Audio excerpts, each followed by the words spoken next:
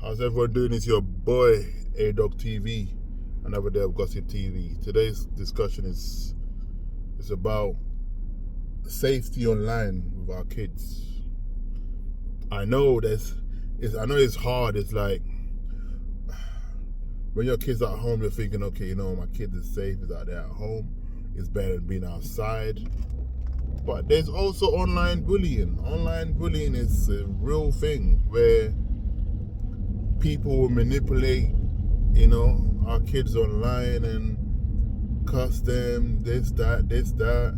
And the thing is, they don't even know who they're talking to, because kids, they're so innocent. When they say, all you have to do is put a picture of someone young, and they'll think the person they're talking to is the person in the picture. Nah, they're crazy people in this world that act and deceive our kids. So we need to watch. So there's nothing wrong with us tapping in. I don't care about all of that pride. They need privacy. Yeah, you can have privacy in your room. That's fine. But when it comes to online, I need access to you. I need to know your password. I need to have access to your internet, your history, your VPN. I need access to all of that. Because really and truly, as a child, if you have nothing to hide, it shouldn't be a problem. Your parent having your VPN, your history, your password should not be a problem. So for me, is obviously, as a parent, if you're paying the bills already, and if they don't want to listen, then you just cut it off. Because at the end of the day, they are your responsibility till they hit the real world. You feel me? So it's very, very important, man. And kids, you need to understand that not everything that glitters is gold. Trust me. All of this playing online. Yeah, you're doing the chat online. You're playing PlayStation with someone, Fortnite. All of these things. When you go on YouTube, you watch all this videos of people playing Fortnite online. You realize that they're grown people. They're proper grown people. So now, what's a 9-10-year-old doing online, playing Fortnite with a man that's in his late 20s, 30s, and laughing and joking about it? It doesn't make sense. And the thing is, the person that's even got their account ain't even got their real face. So when you look at these YouTube channels of people playing Fortnite, Roblox, when you hear their voices, you can hear the old men, the grown men, but what they play, all that kind of stuff. They don't play with people their age. They play with kids. So we need to be mindful, and of course, and it doesn't take much to be because a lot of these kids, they will say, oh yeah, what's your VPN? We have a game tournament at 8:00. Then they will get the VPN password to join the live event where they can tap in as well. So then now you have your kids going into your wallet, stealing your credit card, debit card details, typing in and buying skin for the Roblox. So they're paying for all these things, buying this skin. Then when they buy the skin they go in that skin can get stolen by someone else playing it. So they will spend £10 on the skin, so they'll be looking all cool. Someone else will come and steal it. So now that money is gone. Now you want to buy new skin, But the older people that are playing the game, they know how to play the game, because they're stealing everyone's skin and they're putting in the money, so they're making money from it. But obviously the kids don't understand that part. They just think, oh yeah, you just get the skin, because they don't know how to sell on the skin for this Roblox thing. So we have to teach our kids about, it's okay to play video games. There's nothing wrong with it.